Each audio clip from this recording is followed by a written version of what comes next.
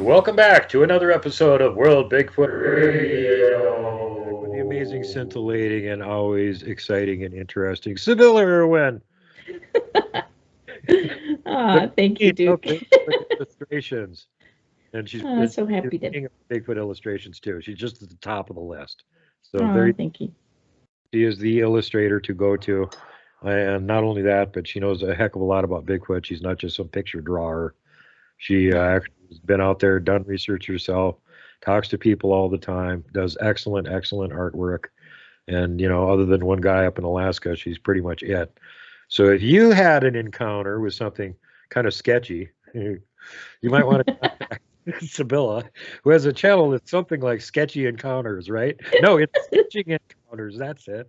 And she will talk to you, and she can do a really amazing mock-up illustrated version of what you saw, which in a lot of cases would actually be better than the picture you would have gotten had you not been terrified and had a camera to actually take a picture at the time, or if you did have a camera, had not been terrified and actually took a picture. Yeah. Thank you, Duke. Thank you for inviting me. Always great to see you. Well, it's great to have you back again, dear. You know, it's been about a year now, and you keep marching onward with all of these really cool reports that you get, and, you know, most of the people that have them don't think they're really cool. But you help them work through all their terror and everything and make really good illustrations of, you know, what it was that they saw, so they can, when their friends go, why do you keep twitching all the time? They could pull up the picture on their cell phone and go, because I saw this. That's exactly what makes me twitch all the time. Exactly, yeah. And it's out of their head finally. Yep. And that does help. I know a long time ago I had what's his username? Satan Fudge helped me with my encounter, and he got it about 3/4 of the way there. Actually, me and my current guest here, Sybilla, are going to work on that and do my encounter on her show at some point, or my first two anyway. We're going to do all my encounters, and she's going to make a mini series. We're just going to do the first two, but because it would be too long and terrifying, and she would just be having to illustrate too fast in order to do it. So anyway, she's been doing some really interesting ones. I know you were on Mike Bluler's show, Red Creek Mafia. You did his encounter, and you had Bigfoot Michigan Rob. You did his recently. And somebody that you had on last year, I'm hoping to get on my show here, because you covered some of the interesting stuff that happened to him with two Bigfoot right on his porch, and him getting zapped and seeing eye glow and eye shine and all that kind of stuff. Right. But this gentleman, some of you that watch her channel know who I'm talking about, Mark. He has other weird things that he needs to talk about. One of them's really disturbing too. So yeah, I'm gonna try and get him on the show here at some point in the future. And just to let you know who else I got coming up, MK Davis. Awesome. William Lunsford is coming back again, trying to get Caveman Yazzie to figure out his internet so we can get him on again. And yeah, I got a bunch of good shows lined up coming up here. So, but right now we're on this really good show with Sybilla right now. So make sure that you click that like button, because everyone loves Sybilla. Aw, thank you. And I love everyone too. And the Sasquatch loves Sybilla too. Well, you know, and I love the good ones. The ones that don't eat people. I love all of them. I want the bad ones. I love the bad ones, and just stay away from the humans so we don't have problems. There you go. Yeah, yeah, yeah. So, what was your standout thing in the last year? Did you get a chance to go out and do any actual in the field stuff this last year? Nope, I sure haven't, unfortunately. I'm here in Texas, and I'm with my mom, and so and we're how what it's like to like these sketches that I do. They take a lot of time, and I mean, it usually takes me a month just to once the sketches are done, which takes at least a month, and then what editing is like. That takes. Oh God, yeah. I know. So, and sometimes the audio is so bad that it takes me 5 days just to sync the audio with the audio with the mouth so that it looks like the person's actually speaking, because that's a pet peeve of mine. Like when I'm trying to watch a video and the mouth I doesn't. know it looks like a Japanese Godzilla movie, and all the dubbing's terrible. I know, and I find it. You know what the problem is? I find it so distracting that I just click off that video. So, like the one with Mike, I took it took me 5 days to get. I would get him synced up, and when he was synced up, then I was completely off. So then I'd have to get me synced back, and then he would be off again. And it was a an hour and 45-minute show. So Oh God. Yeah, I so get it to took. do that too, where I do shows where it's like we're talking and then all of a sudden I'm showing pictures and we're talking over it and stuff, and then we come back again. I try and avoid doing it that way, but sometimes it works out that there's so much of it that I have to keep syncing up the conversation with the Yeah, video. And people that don't do this don't realize like you have to be within 1/100th of a second to make it look perfect again. yeah, yeah. But the thing I love so much though is I absolutely love what I'm doing right now. That I don't even miss the field work so much, but I do know at some point I'll be out in the field again. I mean, I really want to travel around the country. It's still my dream to one day be in my camper and go from community to community and work with witnesses, and particularly in communities where there's a whole lot of Sasquatch activity and multiple witnesses, and draw what they've seen and then Right here in compare. Western Montana, there's you know, no and then shortage of Bigfoot sightings here. There's new ones every day. yeah, but have a little like town hall and get people together, and then show the sketches that I've done with some witnesses, and just compare notes, and maybe I can eventually sketch an entire family of these things. Get mom and dad and the kids too, and I don't know. It's just one of my dreams is to travel around and do that, and I will. I'll get there. Well, if you decide to make a pass through Montana while you're at it, make sure to get a hold of me because Oh, I I got this absolutely will. reputation for taking people out to where there's Bigfoot so they can see one. Yeah. Kelly Well, Shaw I don't. thought I was Kelly Shaw thought I was kidding until he showed up this summer and went, "Oh, I got a few hours. You want to go out somewhere?" I'm like, "Yeah, okay, let's go here. It's nearby. 6 hours. Got two track lines of 19-inch tracks, multiple audios, and he got two of them on video. Bada bing, bada boom. That's There you awesome. go. That's awesome. I That's can't awesome. guarantee anything. I'll just take you to where they are. The rest of it's up to Right? you. You know. Yeah. But I love what we're doing, and uh, I love the response that I'm getting from people. Most of the comments on Mike's um, episode have been so incredibly positive and so supportive. Um, I just kind of feel like I'm finding my community, and the community is finding me, and more witnesses are reaching out. In fact, this evening, a witness that's a UFO, alien encounter reached out and would like me to do the sketches. And I've Right. been looking forward to someone, I've been looking forward to doing that for somebody. So, um, and we'll be Yike. talking tomorrow. Yeah, we'll be talking tomorrow. So I'm looking forward to that. So sketching encounters is not just Bigfoot. I've obviously do Dogman stuff, Mothman, and then, now some alien encounters, which I'm really looking forward to. Everybody out there listening, keep that in mind. If you had an encounter with some kind of weird, peculiar thing, and you got a good look at it, but you didn't take a picture because you didn't have your camera or you were just too freaked out to use it, get a hold of Sybilla. She'll help Yeah. you get an accurate representation of it. And with a lot of people, this is a cathartic thing because they essentially have trauma. They get PTSD from these sort of Yes. things. And for them to have a representation of what it was that they saw, yeah, immediately out of the gate, that causes trauma again. As a matter of fact, the more accurate you make the picture, the more traumatic it is. But in the long run, when you have that picture to look at, the trauma wears off after a while. And after a long time, like with me and Mr. Smiley, which is what I call my encounter that Sybilla's going to do a better drawing of, after I had that thing lying around for a couple of years and I was looking at it all the time, it didn't scare me nearly as bad. Now I see it and I just go, but Yeah. out of the gate, that was like every time I saw it, I'd have a panic attack. Yeah. So it's like the emotional, finally discharges over time, your emotional reaction. Yeah, that's fabulous. And witnesses don't necessarily have to go on the YouTube channel if they don't want to. If they want to just keep their sketches private. I've done that, quite a bit, where I've done a sketch for someone and nobody else has, ever seen it. It's just between me and them. So I've done that too. So they don't have to go and tell their story if they don't want to. I know one of my friends, now sadly departed, Kevin Lang, he had you do some sketches of Glag right out of the gate. And he valued those so much. That was such a wonderful thing for him to actually have something that looked like his friend Glag, that he could go, this is what Glag looked like, Yeah. and show it to people. That made a huge difference to him. And this is the flip side of the coin. This was not a negative encounter. This is like about the most positive Bigfoot encounter you could possibly have.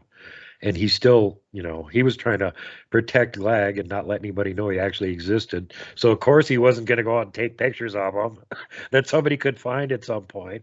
And then after the fact, he went, God, I wish I would have taken at least one picture so I'd have a picture of him, Yeah. Yeah, and you'll probably get comments like that too. Like there was quite a few comments on Mike's episode because he had a 30, at least a 30-minute standoff with this thing. Where's the pictures? Why didn't he take the pictures? And some people are kind of ugly about it. And you have to.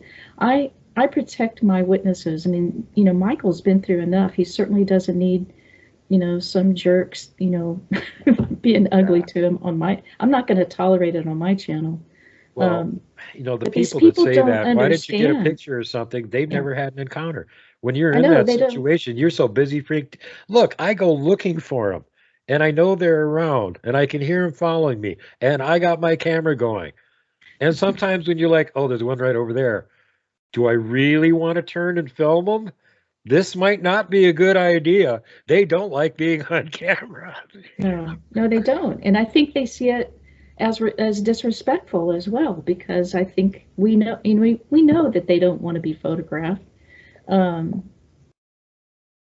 think most people, of course, have never been in a situation like Michael was in. And I try to tell them, look, Michael watched this thing from, it was 150 yards away, and it crossed that distance in the time it took him just to bolt and unbolt his gun, and it did it that quickly.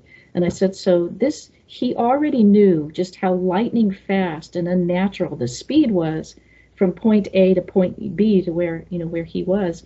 I said he couldn't take his eyes off this thing because he didn't know, and that's another thing I think people who've never had these encounters don't realize. When you are in that moment with these things, you have no idea what's going to happen next, and everything is possible. And it's not in your hands either, because they have the upper hand. I mean, even him with his gun, he still didn't have the upper hand, I don't think. I mean, I think the reason he's still alive today is because A, he had a gun, and B, he didn't shoot the Sasquatch.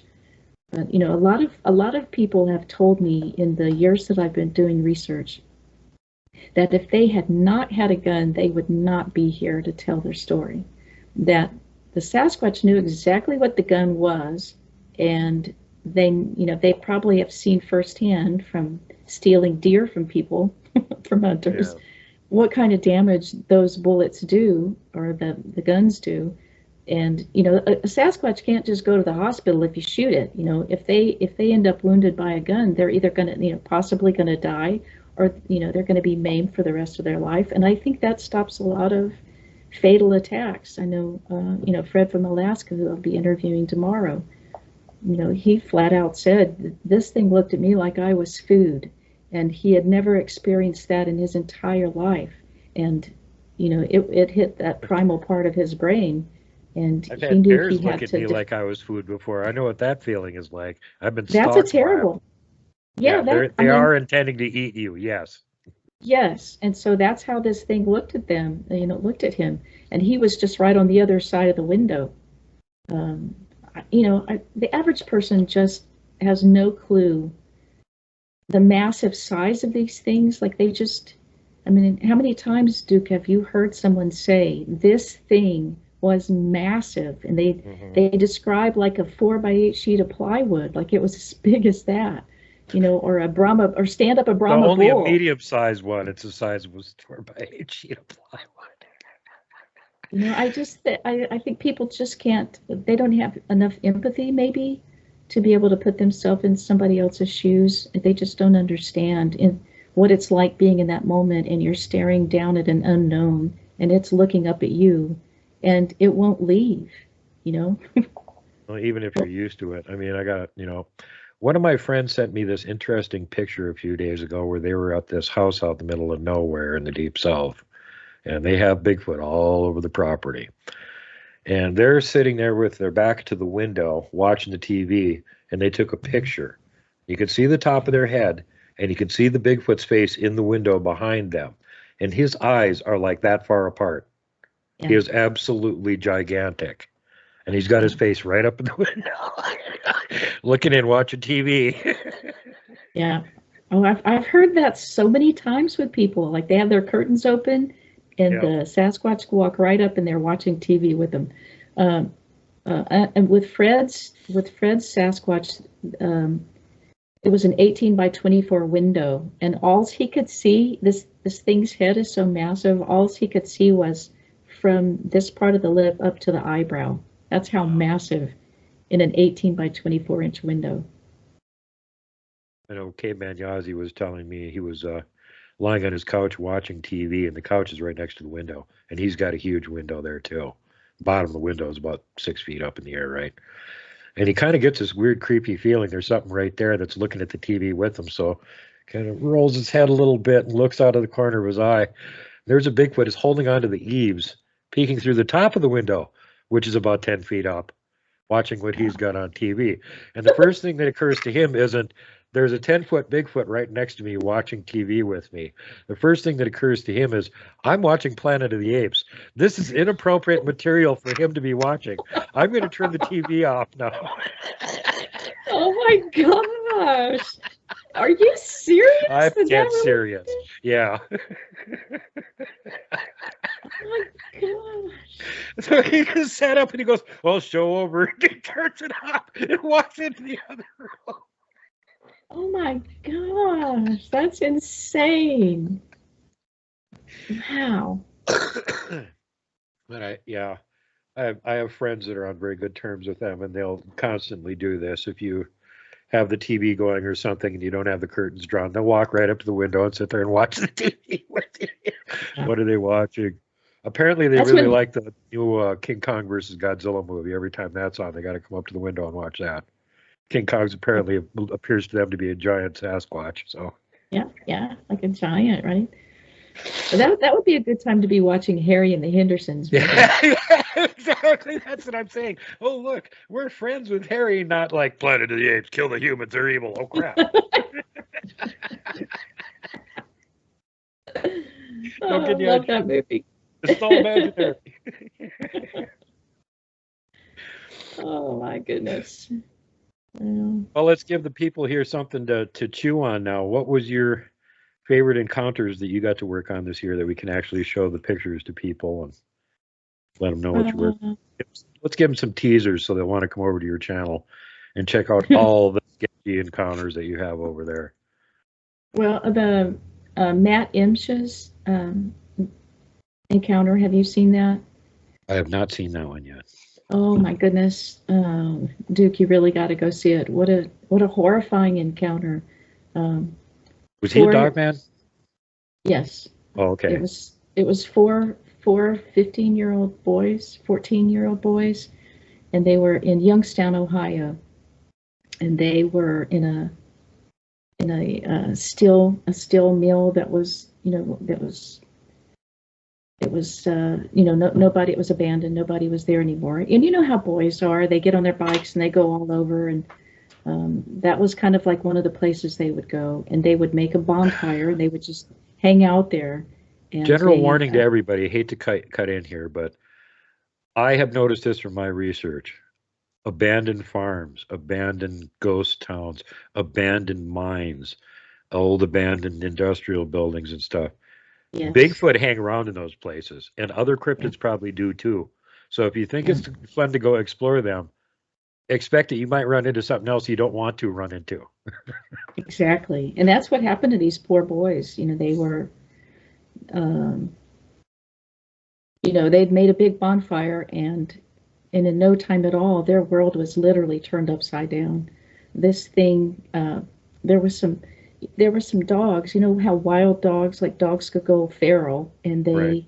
they run in packs, and they can be extremely dangerous. And that's what happened first. Is these wild dogs came through, but they weren't interested in the kids at all. They were interested in something else, and they went over this huge pile of coke, which is, I guess, a raw material they use in when they're, melting steel. And then these Yep. dogs, like the next thing you know, these dogs are literally, two dogs are literally thrown. A bunch of dogs start screaming, and then dogs are literally thrown up into the air, and some of them, they're damaged. And then the next thing they know, this creature walks up, on four legs at first, and watches those dogs run off. And it's a massive creature. And one of the four boys backs into a piece of a steel, and it of course makes a noise, and then this thing turns and looks at them, and then now it's aware that they're there, and then it goes downhill from there. Like they run inside, and then this thing comes inside, after them. They can hear its claws on the cement. They run up to the third floor, and then this thing it basically just stalks them. It's a terrifying, terrifying thing that happened, and I think it was like God's intervention that those boys are, made it out of there alive. Really, something happens, and I won't give it away, but terrifying Yeah, so y'all encounter. got to go over and watch the show. Yeah, it's terrifying, and with lifelong repercussions for those four boys. I mean, really, it's a horrifying thing. And I'm so appreciative to Matt, because we worked for months and months on these sketches, because the Sasquatch sketches for me, they're not very difficult. Like I've been doing them so long that that's not so difficult. But the Dogman sketches are truly very difficult, because all of the ones I've done they're so different. Like there hasn't been one that looks exactly like another. And then when a dog is facing you, it looks one way, but when it turns in profile, it's like it's a brand new sketch, and so you're completely starting over. And so it took me a long time to do that. And then I had, when I first saw this things, like when we got the first facial thing done, man, it creeped me out so bad. Like I had some bad dreams and nightmares. And there were times where I was, deeply affected by working on the sketches as well. And I would just have to walk away and not do them for a few days, because it's so difficult to know that these things are out there, and that they, predating on people. Um, it's terrifying. Anyway, so that was one of the main ones, and then Michael Bluler's, which I just released last month. Those are just they take a long time. Yeah. These, Yeah, I can yeah, see that. Well, like with Bigfoot Michigan Rob, when you did his encounter, you had the two different versions of it too. The original derpy one where it's like derp and it's looking at him, and then the other one where it opens its mouth up and sonic blasts him gosh, and knocks his girlfriend right out of the boat. And, it's horrifying, just horrifying. And when we first did his sketch, and we got just the regular face done, I mean, even that's shocking to look at. yeah. That's really Yeah, he shocking. definitely had that kind of Down syndrome look. I was looking at that picture and I was wondering if he had gotten into a fight and lost it, or if he had actually had a stroke and part of his face was just stroked Right? out. Or was it an injury of some kind? Yeah, Or yeah, an because it sure looks infection? like it. Yeah, Yeah, or the really bad infection, or maybe it was genetic. That also could be a genetic deformity. But it's terrifying. I mean, it's. I've never done a Sasquatch that looks like his Sasquatch. Like not ever, yeah, not even close. And then whenever this thing opens its mouth, and you've probably heard this too, Duke, when people have had these things open their mouths and either show their teeth or have screamed at them, and they describe how massive the mouth is. yeah, I yeah. mean, Like how they many could put a times? basketball in their mouth. Yes, like how many times have you heard that? A lot. A lot. Yeah, like you could put a watermelon in that gaping hole that is their mouth. Yeah. It's not like our mouths. I mean, it's not like Uh-uh. us. Yeah. I mean, Well, I know that's the some other big thing. mouth people. The critter that the first critter that I saw, that was the same thing. He had this. It looked like his mouth went from ear to ear, and I was just like, "What the bleep Yes. is that?" Yeah. And that's why, some people call these things monsters because they some of them really do look like monsters. Their Yeah. features are just not it's not right. Well, And not to get Michael, into it, too much yet because we're going to be doing a show on it, so I'll save that for later. But I very recently found out what it was that I saw the first time out, and it was not a Bigfoot; it was a Janoskwa, and they do eat people. And that's why, when you see the illustration from Sybilla, you'd be like, "Well, that doesn't look like a Bigfoot." Yeah, it's not. And this is part wow, of the problem. Most people don't even accept that Bigfoot's out there, much less that there's right. other weird things out there that are potentially way worse and more dangerous. And probably a lot of the stuff Bigfoot's getting blamed for, he ain't even doing it. It's these other things that are doing it, and they're just blaming him because they don't know about these other things. Well, It's where do only you very think? recent people have even started talking about Dogman. I mean, you know Yeah. that. Oh yeah, yeah. And I actually heard about Dogman from a man who worked for the military. From a man who worked for the government and Yeah. in all the Black Ops program. He was the first person to tell me about Dogman, and that was back in I think 1999 or 2000.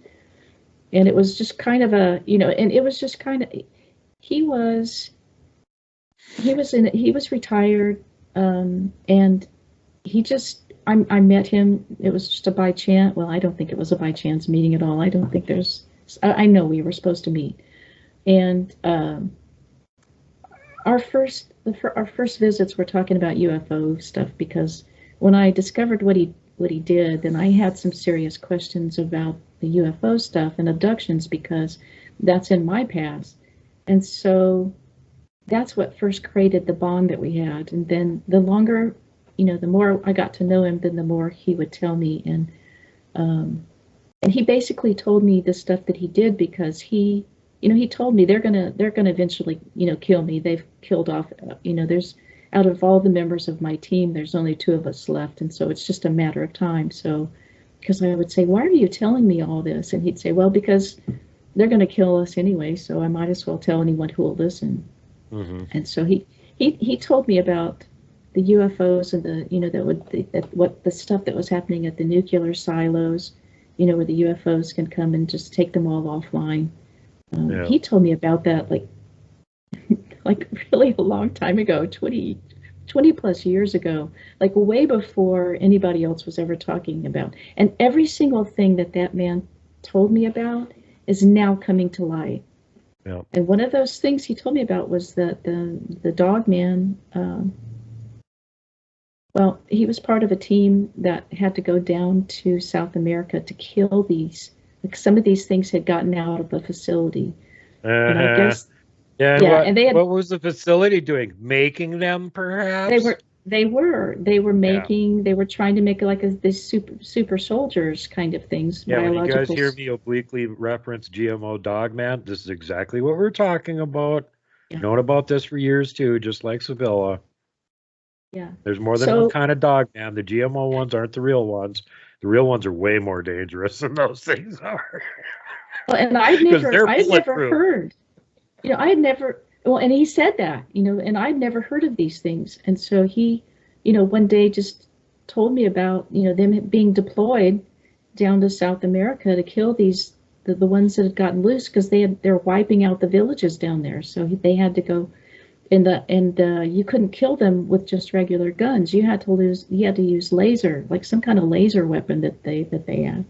And I remember thinking, I mean, he was so intelligent, but there was part of me like, is this man just crazy or is he really telling me the truth? And, he was obviously telling me the truth. And one of the things he said that I'll never forget is he said that as long as he lived, he would never, ever forget the sound of the screams that these things make whenever you kill them.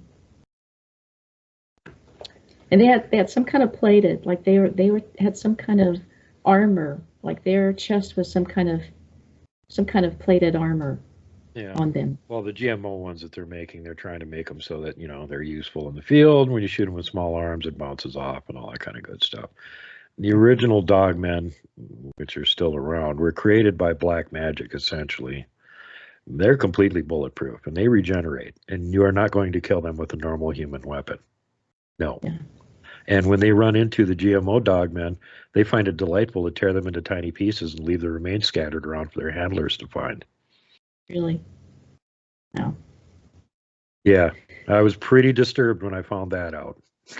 So the ones that were made by the kind of evil ones were they made to guard? They were made to kill the giants. Okay, then like at one point giants? the giants were killing all of the humans in North America, and the humans couldn't defeat them. So they took all their best braves and they took their best shamans and they made their best braves into dogmen. And they don't age. And a lot of them are bound into the big giants' mounds where they used to bury the giants. There's portals in some of those things, and when everything is right, the portals open up, and the giants who are not dead but actually on the other side come back and visit us. So essentially what they did is they bound the dogmen into some of these same mounds as kind of a booby trap. So at whatever point the portal opens up and the giants come through, the dogman shows up and tears them to pieces. A welcome back to Earth. Congratulations, we got a dogman waiting right here for you. And they're not those little puny 7-foot GMO ones. These guys are 12, 15 feet tall. Yeah. Giant size, so they can tear giants apart. And so they're multidimensional then. Essentially. Well, they're pretty, I don't know if they have a lifespan, because some of the ones they created a long time ago are still wandering around, apparently. But you could say the same thing with the actual giants. They apparently lived a ridiculously long time, too. Hundreds of years, at least. Oh. So, yeah. Well, so there's really more than one kind of dogman running around. You not only got our crazy government lunatics creating these things, probably lots of different versions of them to field test them, but then you've got the original ones running around. And then you've got the cynocephaly, which even Marco Polo, and going way back in the olden days, were talking about the dog-headed people that they would occasionally hire as shock troops when they wanted to have a war and beat somebody, but they were extremely expensive. But they always won, but they're extremely expensive. And the only other thing they did was some trading with them, where I guess they would get fabrics, or there was some spices or something that they were actually making themselves that they were trading with people. But there was a whole civilization of them over in India. That's well documented over there. I've never heard about those. Yeah, cynocephaly, they're all over the Middle East, India, North Africa, dog-headed people. St. Christopher from the Catholic Church supposedly was a dogman that converted. So there you go. Now I have heard that. So why do you think we're hearing more about them? Like, what do you think that's about? No, I think it's about the government's making lots of GMO ones and letting them run around, and that's why we're seeing a lot of them, because they're not the actual dogmen. But why? What would be their purpose in doing that? Great shock troops. Lots of plausible deniability. Take them into a field of operations in some other country, drop them off, let them wreak havoc. How's anybody going to prove where they came from? So what? So they're being released in the There's United reports of States. this from in country in Afghanistan and other places where we've got our little brush fire wars going of forward observers seeing shit like this happen. Okay, well that makes sense. Yeah. Yeah, there's an Have you enemy ever? camp and all of a sudden it's getting torn apart by Dogman. What the hell are those things? Where did they come from? I don't know. Yeah, I saw them. that's crazy. It's a crazy, upside down world right now, Duke. Well, it's a prime example of what happens when you let your government have too much money and no oversight. But let's get back to your other encounters that you had this year. Hopefully, you've got some other stuff that you covered. I know we mentioned Mark obliquely, I think at the beginning, where you had him on talking about the eye glow, and then you were kind enough to let Rich Soul use those pictures for a presentation that he was doing. And I just did a show with him about a year ago, also about the eye glow thing that was on there. Yeah. And that's another thing that doesn't get referenced very much, and even a lot of seasoned researchers don't believe that there is such a thing because we haven't seen it. I've never seen eye glow. I don't go wandering Really? around in the woods in the dark without a flashlight because Yeah. grizzlies. Right. Yeah. And maybe there's some parts of the country where you don't have grizzlies and you can do that. Well, that's where Rich lives, Nebraska. They ain't no grizzlies. So you can wander around in the dark all you want. If you don't fall Yeah. off a cliff or something, you're probably just going to be fine. But up here, you can't do that. Huge predators. Right. So, and same thing with Yeah. Blaine Tyler. As much time as he spent in the field, he's never been wandering around in the dark without a flashlight at night in the woods Yeah. looking Yeah. for them. So unless you're actually doing that, what are your chances of actually seeing the eye glow? And these Yeah. guys go looking for it, and they've got some pictures and video of it. So it's a real thing. And Oh, again, it's a real thing. that's Yeah. just like once you document it, what the hell's going on here? How are they doing this? What I, they got 6D cell batteries shoved up their butt or something? How are they making lights come out of their eyes? I don't know. I really don't. But I think they can manipulate energy or frequency or both. So, I mean, and I've seen it myself. I saw it in Oklahoma in 2008 was the first time I saw, it was a white eye glow. And there was no flashlights. Nobody had any headlamps or no flashlights, and it was a very dark night. And just in the tree line, these two white, Wow. there they are. And Dennis Full from the Erickson Project was standing right next to me, and I said, "You're seeing that, right, Dennis?" He was like, "Yep, I'm seeing it." Wow. So, He even put his head down. He leaned down in and looked in at me in the window. He got right down low and he looked in at me, and I kind of lost it a little bit. I'm looking at this head that's about, it looked like it had to be 2 feet wide. It was just so enormous. Oh my And, God. and I'm looking at it and I realized, oh my God, I got to lean back to see it all because he's so freaking big. I just got to see it all because he's so big in that. And when I did that and I really tried to stare at his face, he just super quick, he just frowned, just his brow went up. He made a frown really, really quick and his nose wrinkled and he made this frown looking. And I knew that he didn't like that, but I didn't even have a second. I just I'm kind of pulling back a little bit. His eyes lit up. His eyeballs rolled up in his head. Creepy thing, just like a science fiction movie, believe it or not. Yeah. His eyes rolled up, and out of the whites of his eyes, I could see a line of light that just went up, and his eyes were lit like a 20-watt light bulb, and there was this light coming out of his eyes. I only seen it for a second, and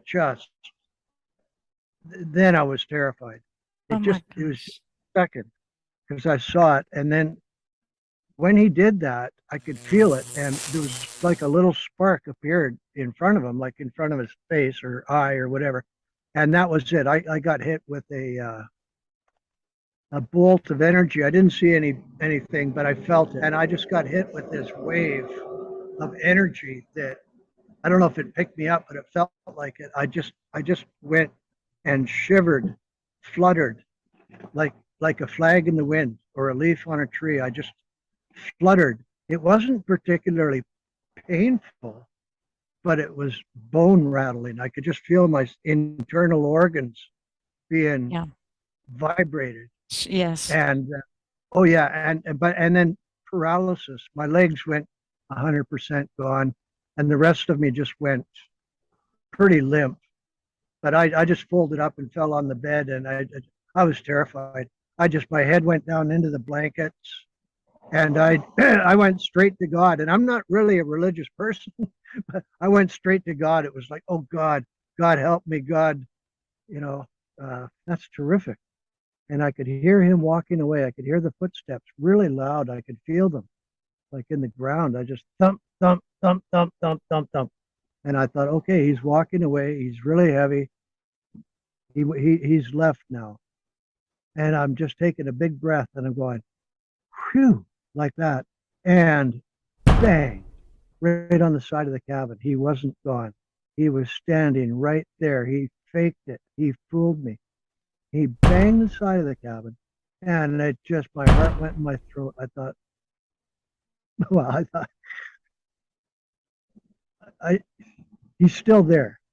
I'm gonna swear. I just thought, well, he's still there. And so now I'm free. I'm gonna run to the other side of the cabin. It sounds, he's banging on the cabin. I'm thinking maybe he's gonna come in. I'm gonna run to the other door. Well, I never made it. I got about halfway across the cabin, and I could hear this crazy sound, like a crazy sound like that. And I thought, what the hell, is that? And I could hear this sound, and I got this little vision in my head of these lips moving. And I thought, his lips. Yeah. And I thought, he's giving me a vision of whatever. He's making a low noise, fuzzy infrasound, something he's doing. And I went out. I was down. I was done. I passed out so hard and so fast. I hit the ground, and I didn't even have time to put my hands up or nothing. I went down like a bag of bones, and I don't even think I was breathing, or, I don't think I was breathing, or my heart was going. I think I was flatlined on the floor, because I had like an out of body experience. I literally saw my body go down, and I'm still up there looking down at it. For you're up above your body. Yeah. Yeah. Where I didn't move. I stayed, 5-6 feet where I'm standing. My body went down, but my head didn't. Wow. And I'm looking down. I thought, there's no pain or nothing. It was different. It wasn't the same as the earlier one. It was no pain, but I'm looking down.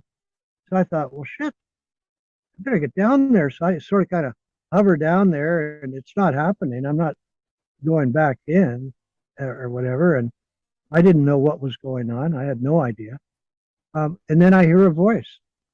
I hear a voice. That voice again.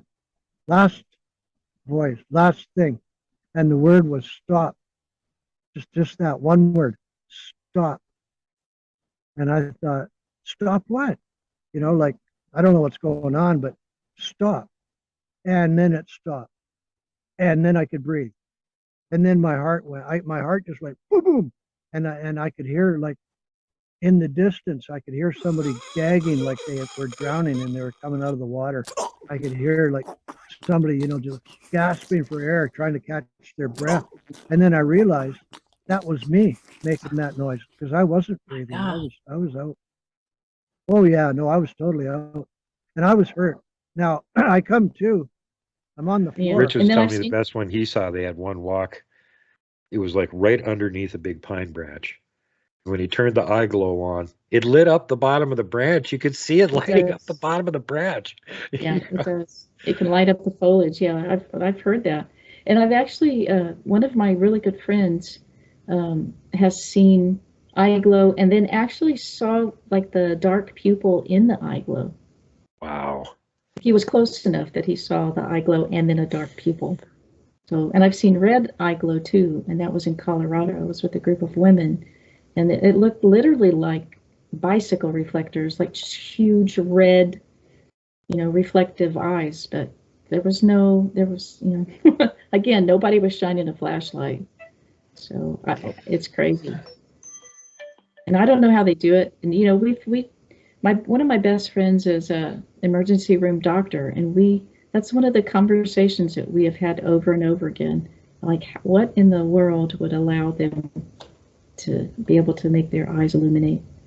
Well, of course, Rich has got a theory about that, and he talks about it on that show where they were talking to a scientist who's done a lot of research on deep sea fish self-illuminating and stuff like that, and he's got a really good theory on how it is that they're doing it. But who knows for sure if it's correct or not? Yeah. No, it's really it's when you see it, it's shocking. It kind of takes your breath away. I haven't seen it yet. I mean, I've seen plenty of eye shine, but I've never seen eye glow. But again, it's like just because I haven't seen it doesn't mean that it doesn't exist. Just I haven't seen it, you know. And I've seen eye shine from plenty close up too. I was telling my new roommate Johnny when I had him up in our research area. Well, this one time we were standing out here on the road. It was me and Mike. And it's the middle of the night, and the Perseid meteor shower is going over. So we went up onto the road where there's this big wide open space. You could see more of the sky. And we're standing there in the dark back to back. Mike's looking at one direction, seeing the meteors coming down. I'm looking at the other direction, seeing the meteors come down. And every few seconds I'll be like, oh, there's one. Oh, there's another one. There's the meteors coming down. They're all coming in the same direction, right? So it's drawing my eye to follow that line of travel. And the line of travel is going down behind this hillside that's right across from me. And in front of the hill, there's this whole stand of thick brush about 8-10 feet tall. And right in front of that thick brush, there's these two big eyes that are looking at me. And I'm just kind of like ignoring it. I looked at it close once and I went, oh, it's not a bear. I know what that is. And another one came down and another one came down. And he's still standing right there looking at me. And the fourth one came down and I went, hey, there's another one, Mike. And I can see you. And Mike goes, see who? And I go, one of them's over here watching us. And as soon as I said that, he backed up far enough into the bushes that I couldn't see his eye shine anymore. Yeah. I thought that was hilarious. Yeah, busted. I'm not going to panic or anything, but by the way, I can see you. I love that. It's like they understand, obviously, when we Well, they speak appreciate it. When they know that you're in on the whole thing, you're like, yeah, I know you're not supposed to let me see you, and by the way, I can see you, so quit doing that. I'm not supposed to be able to see you, remember? Yeah. Well, I had one try and get my attention. I was out in the woods with William and Eric, and I had just taken them over to where the giant teepee was. And this is actually probably 5 minutes after Eric got that video of one actually wood knocking. Like right next to us. Yeah, he looks at Eric, does a wood knock, and then looks again to see if he's looking at him. He got it on video. So it was about 10 minutes later. We're over on the far side of the teepee structure, and I'm trying to line up this shot. The last time we were there, I got one laying down on the ground, peeking up over this log, looking at me. So I wanted to find the same spot, film it again, prove that there's nothing there. Right. But trying to find this spot again and line it up was just a nightmare. And I was standing there with like 10 minutes. I had Eric with me, and we're going back and forth, and we're looking at the original picture on the video and going, is it right here? No, it's not this lane. It must be over this way. No, it's not right over here. And finally, he got sick of it too, and he left, and I'm just getting more and more frustrated. And finally, I hear this snap, pop, crackle, like 30 feet right behind me. Mm. And so there's one back behind me. So what do? I got the camera on. Should I turn around? Okay, they're so fast, by the time I turn around, he'll be hidden and I won't get him. Right. Why is he trying to get my attention? Because there's one in front of me that I'm not seeing, and he's trying to distract me to turn around so that one can get away. Right. So instead of turning around, I went, really? Really? Seriously? And I just kept trying to find the one in front of you. Yeah, because then I know there's one in front of me, and I'm like, there's one up here somewhere. I'm not going to turn around and fall for it. I know what you're up to. Yeah. Seriously? Knock it off. And then when we walked out of there, I got this on video, too. They're all out there whistling at us. They're trying to get us to come back out in the woods again. As we're walking up on the road, they're all whistling to us. We're whistling back. Hey, guys. They're whistling more. That's so great. Yeah, you need a thermal camera, Duke. I have one now, finally. Oh, good. And the main reason that I have it isn't so much that I think I'm going to get any thermal video of Bigfoot. It's that when there's something sneaking up on our camp in the middle of the night, I want to be able to take a look at it and make sure it's not a grizzly. That's my main Absolutely. concern. Absolutely. No, they're fabulous for that. Yeah. There have been plenty of times when we've been, on an expedition and you can hear something moving in and, you stick the thermal camera up and it's wild hogs. Yeah. So right away you know exactly what it is and how to how to respond to it. And we camp a lot in a bear preserve in the Cherokee National Forest, and it's always good to know. Okay, is that a bear, or is that a wild hog, or what is that? So Yeah. the thermal cameras are so great for that. I know love that may thermal. sound kind of backwards to most of you guys. It's like, oh, we're not worried about Bigfoot or Dogman sneaking up on camp. We're worried about grizzly and mountain lion sneaking up on camp because they will attack us. These other guys, nah, probably not. So, nice to know what it is that's sneaking up on your camp. And we get deer coming into camp all the time when we're up there. Like just about every time we're up there, we'll have at least one deer come into camp. Sometimes they're Yeah. chasing them and they come in camp to hide from them. Oh, absolutely. Yeah, I mean, I've been on expeditions where the deer come in and sleep right next to your tent. Yep. Yeah. They Yeah. know. I They had know. oh God, what was his name? Bear Downey from over in Washington State was camping with me, and there was some really blood curdling calls at about 4 o'clock in the morning. I slept right through it. But it woke him up, and he was all freaked out, and he was curling up in his sleeping bag and stuff. And this guy's like the Hulk, so to picture him curling up in his sleeping bag, and like, what? No, not him. Yeah. So then all of a sudden, something crunches down the side of his tent. And he's like, oh God. He reaches over and touches it. It's a Wow. deer. The deer laid down on the side of his tent, like collapsed the side of his tent, and wouldn't get up and leave until after the sun came up. Wow. So, I mean, when a deer's choosing human beings to, as their safety zone, what does that tell you about what's out there? Yeah. And I don't know if you've seen it, but there's been several videos of that. There was one guy out deer hunting, and this deer comes out of the woods, and he's got his camera and he's got his gun on it. And the deer sees him and runs toward him. And he's got the gun like right at the deer's nose, and the deer's just looking at him like, help me. And he's like, what are you trying to get away from? I'm a hunter, I'm deer hunting. You ran toward me. Maybe I shouldn't even be out here in the woods. What's going on, bud? Exactly. Yeah, exactly.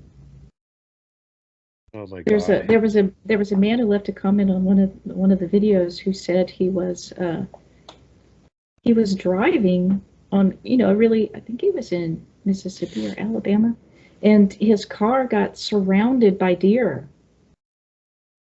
Of course, he slowed down because he saw the deer, and then so he slowed down and just creeping along, and the deer are staying with his car, like touching his car, like their bodies are pressed up against his car, and so he just keeps creeping along, and then I guess finally he left them. But the next morning he had deer hair and snot and everything all over his car.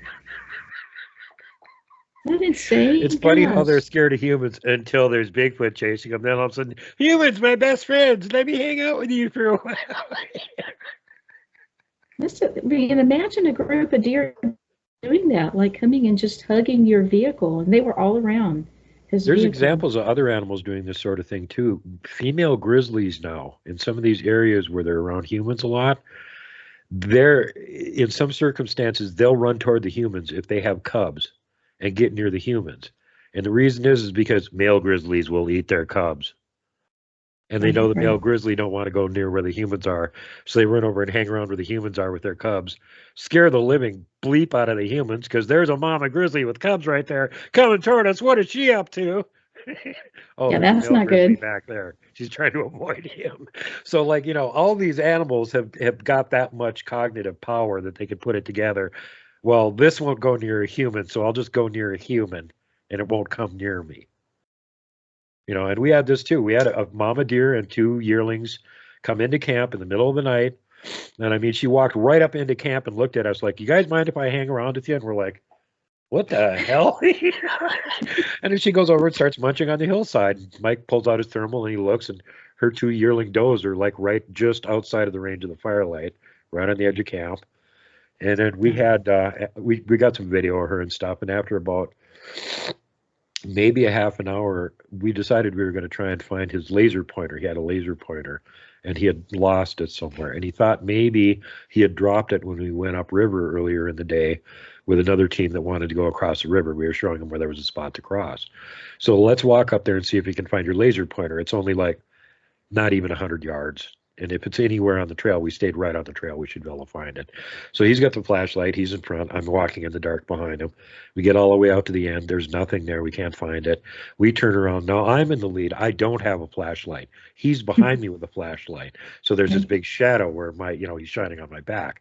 And as I go past this tree on my left-hand side, all of a sudden I see these two softball-sized eyes, like about that far apart, about 4 feet away, looking at me.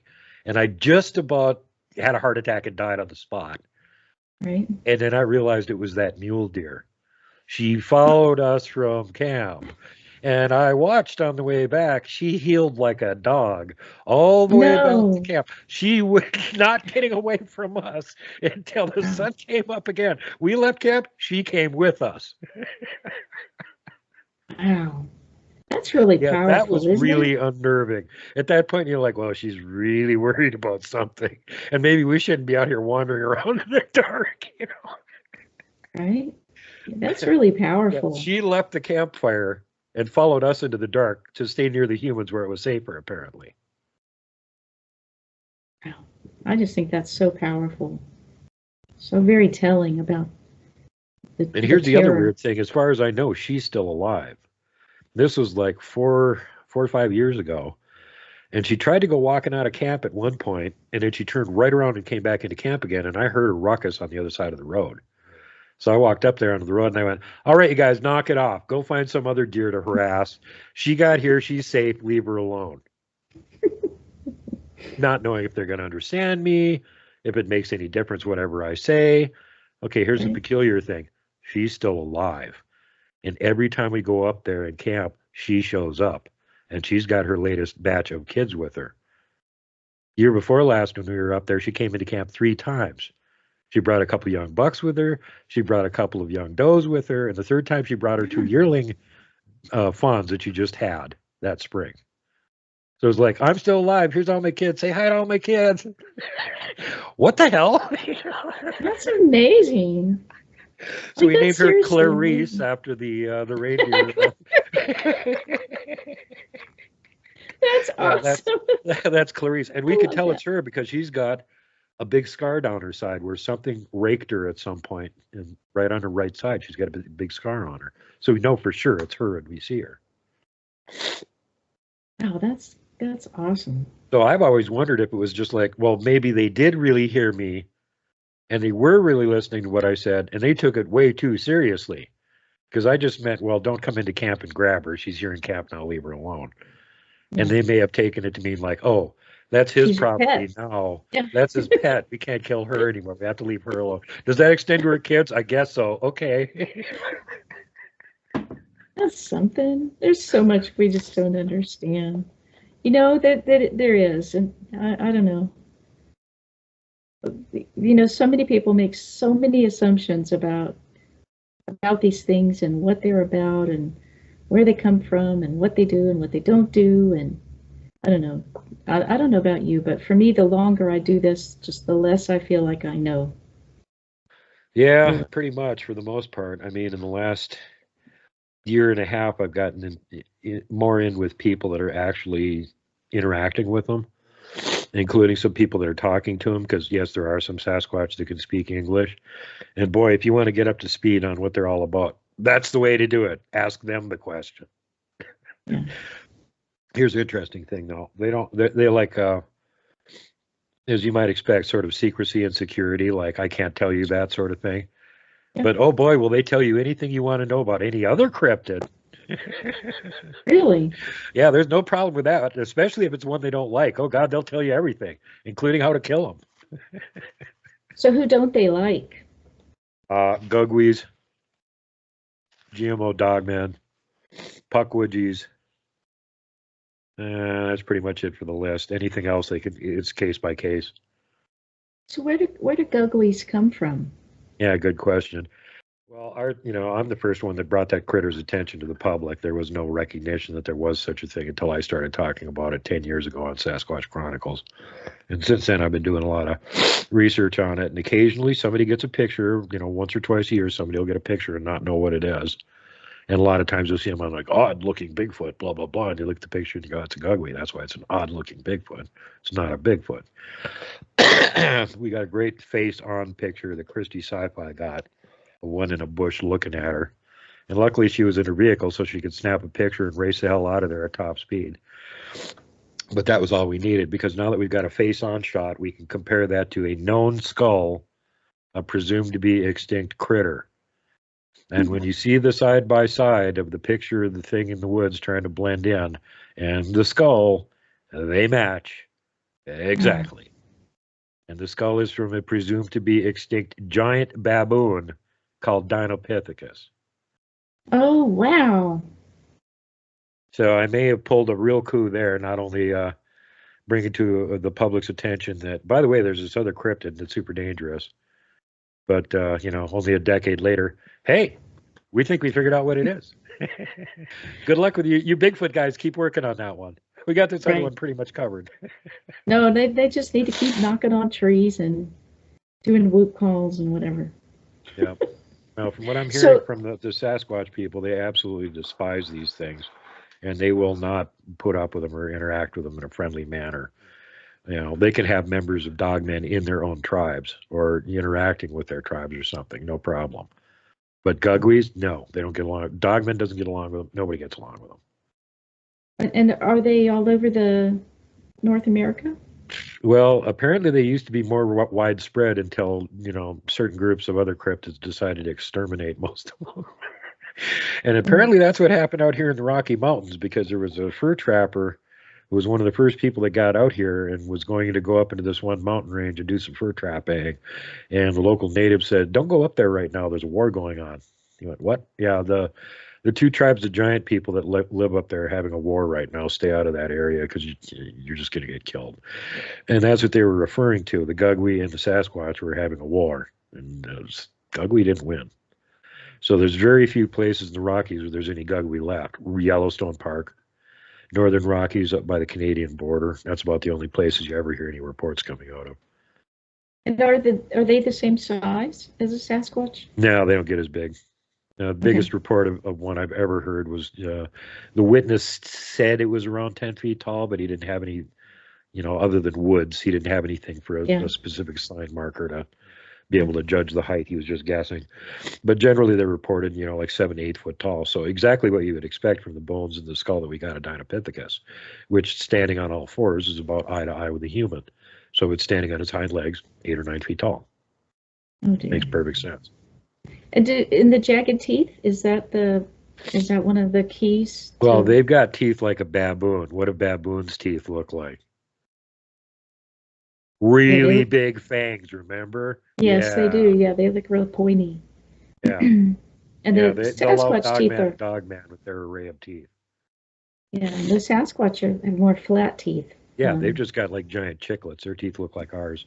And not all of them even have, large eye teeth. Some of the big alpha males and stuff will have eye teeth that are bigger that look more like fangs or something, but not very often. Mostly it just looks like our teeth. That's fascinating.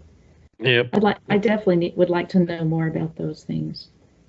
Well, apparently the Sasquatch Sukulu down in the south had a war with them last year in this one area, and they killed over 40 of them.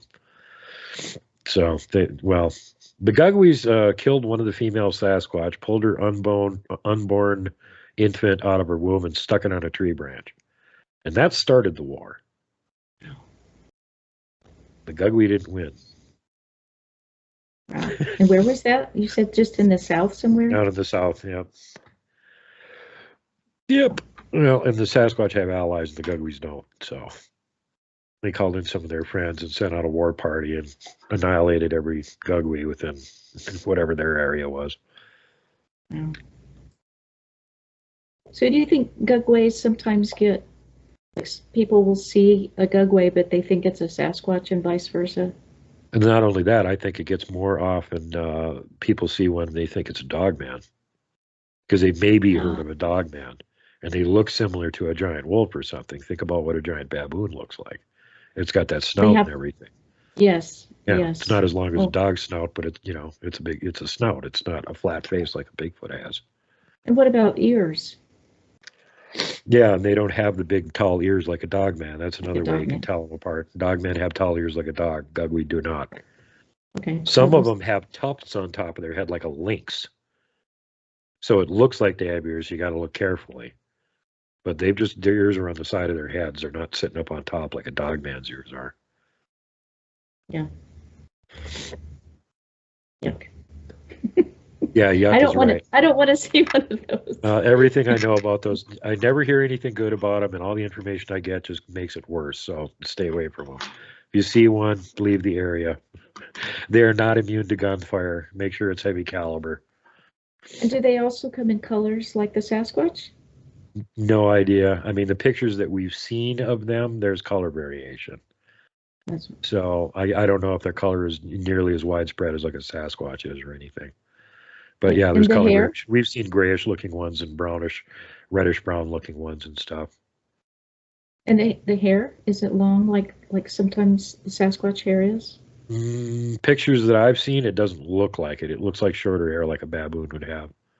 Yeah, that's what I was thinking. Wow. But again, we don't know everything about them. I mean, there's maybe some subarctic variety that we don't even know exists that has long hair. We don't know. Yeah. Like we barely know that these things exist and anything about them. Wow. Well, if anybody, we're going to do your artwork soon. Let me get the. Yeah, and there's another horrifying cryptid you don't want to run into, the Genasqua. Okay, so what's the large size. What's the difference between the Genasqua and the Gugwe? Gugwe is a separate species. A Genasqua is a hybrid between a Bigfoot and a giant. Oh, okay. Yeah. Imagine the worst of all possible combinations. Something with the size and violent, aggressive disposition of a giant with the body of a Sasquatch. So how tall are they? Somewhere between 15 and 30 feet. Oh, dear. That's what I'm saying. These are really, really bad. There's very few of them. You don't want to run into one. Yeah. In case you're wondering if they can cloak, yes, they can. Oh, dang.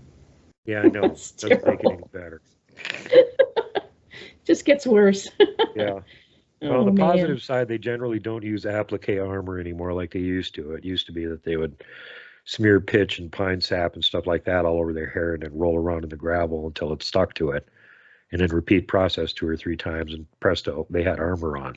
That's why the Iroquois called them stone giants, or the shining ones, or the stone coats, because they had armor on. That was how you could tell them from Bigfoot. Plus, they were a lot bigger, and they ate people. But nowadays, they don't use the applique armor anymore, and apparently my theory on that one was the correct one, which is that as soon as large caliber firearms got on the continent and the natives got their hands on them, and that rock armor didn't work anymore because the 70 caliber ball would go right through it anyway. So at that point, it wasn't necessary. But from what I've heard is that they still actually will do it, according to the Sasquatch, when they're at war with something that's got claws and they don't want to get clawed up, they'll apply their armor back on again. And I don't even want to know what the hell they're fighting with. 20-foot giant fighting with something that's got claws that he's got to worry about. I don't want to know what the hell they're fighting with. What are they, freaking dragons or something? I don't want to know. Don't answer that question. No, I haven't. I've never had a witness tell me that they saw a dragon. So. Well, according to the Sasquatch, they're real. Yeah. Oh, I don't doubt that. I mean, I think they've been in history at some point, and I think there's so much of our history has not been shared with us, of course. Yeah, that was two of the questions we asked them. Are dragons real? And they said yes. Now, what are dragons like? Evil. Thanks for the information.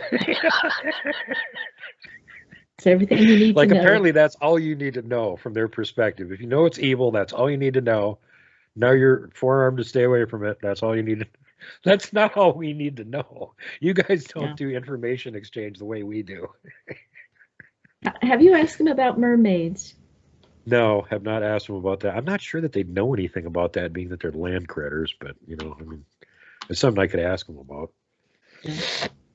Again, this is one of those things in folklore that's like back to the beginning of time. There's always been reports of mermaids and stuff.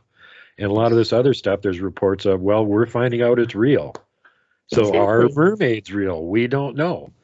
I had somebody tell me that they were in an underground lab, military installation, and they had a big tank in there that they had a mermaid in. And no, it doesn't look anything like the Disney Little Mermaid. It's pretty Exactly. horrifying looking and scary as crap. And it seemed to be very, very unhappy that it was being held captive, so that didn't add to Yeah. the aura of friendly. Yeah.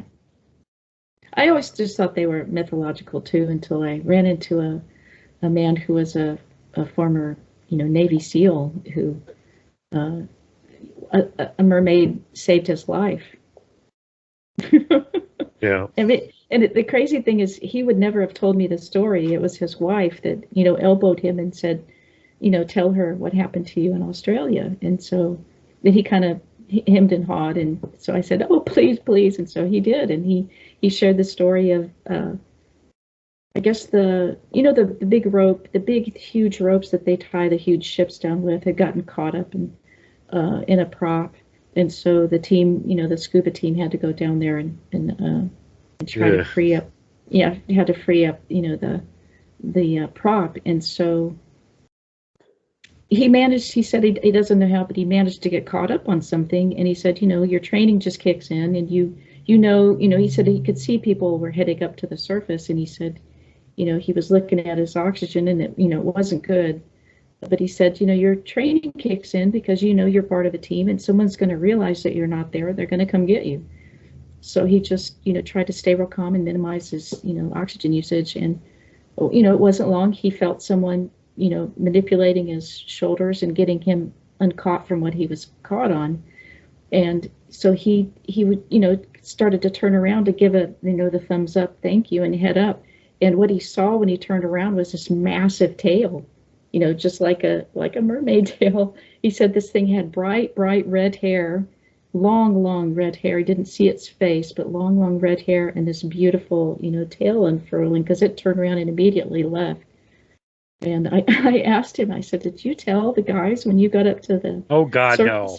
Oh, no, he did. He Oh, my absolutely God, did. He did. He said, I did tell them. He told them exactly what happened. And, that took some guts. Yeah, I guess. Yeah, but They anyway. didn't give him a Section 8 and throw him out immediately. Nope. But it was really, what an incredible story. So that creature saved his life. Wow. Yeah. Yeah. I didn't believe in mermaids until then. But I mean, this man, he was just the salt of the earth. It was him and his wife. And like I said, he never would have said a thing. But his wife is the one who asked him to tell me the story. I know there's another diver recently. I think he was down by Hawaii somewhere or something that he flat out claims he saw a mermaid for sure. He was down swimming around. He looked over and there's one not very far away looking at him. He was like, what in the hell? And it swam away. He's like, I must be getting nitrogen narcosis or something. How deep am I? I'm not deep enough. What the hell? Wow. Well, I mean, when you think about how much of the ocean has not been explored. Yeah. Yeah. Yeah, during the last big global cataclysm, that was the part of the Earth that didn't really get destroyed was the ocean. So anything from ancient ages potentially could still be living in there. All the stuff that got wiped out on the surface a long time ago could still be living in there, which is why my vote is to not swim in the ocean. I don't do it. Because we have no idea what the hell's down there, and with my luck, it'll grab me. So I'm not going in. I know what my luck is like. If there's any kind of weird alien monster or something around, I'll find it. So I'm not going in the ocean because they're too big and dangerous, and one of them will eat me. I'd be like, hey, look, I discovered the Kraken. Bah! And I'm gone,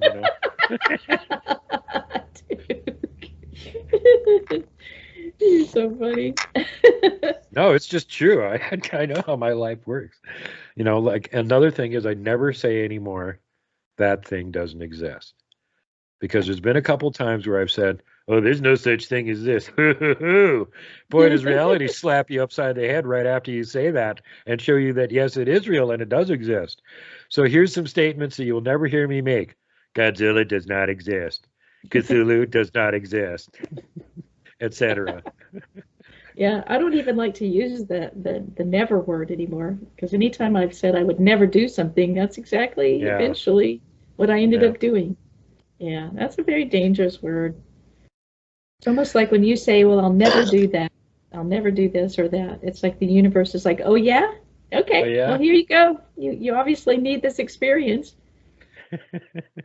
Very Yeah, the powerful. ironic dispensation department of the universe shows up and goes, oh, well, we're going to contradict you right now. You're all done with that one. Yes. Never, huh? Yeah. No, I you guess could you use get it to to your that point. advantage, too. You could be like, oh, it'll never rain gold coins down on me from on high. Never, never. I'll never have that problem. I'll never have that problem. I'll never have suitcases of money falling out of planes landing on my house or anything. Oh, that's so great. Trick Reverse the universe. psychology of the universe, Yeah. right? Use reverse psychology to trick the universe. But don't let them know you're doing it. Whoops. Okay. That won't We're work. so goofy. So, yeah, was there any other, before we get going here, because we're already well over an hour, is there any other stuff that happened this year that you want to talk about, show, cover?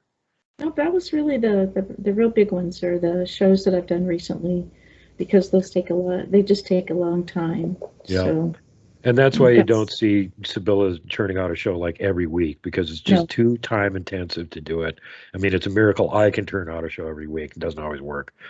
But, you know, if you have to do all of that hands-on work, all the time that it takes with a witness, trying to get all the details perfect, sending copies back and forth, no, that's not quite it, tweak the nose, blah, blah, Exactly. whatever, you know.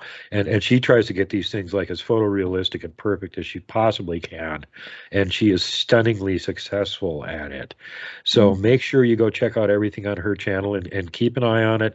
Click that all notifications button, not just the notifications, the all button. So when she does turn something out, you will get the notification. Go check it out, because everything that she's got on her channel is really good, really worth checking out. These are the actual encounters of the actual people that had them, and actually really great artwork that looks actually exactly like what they saw, because she Oh, thank doesn't you. give up on it until it looks exactly like what they saw. That's true. That's true. And I've also, you know, there's some files, some reports that have never seen the light of day on a certain database.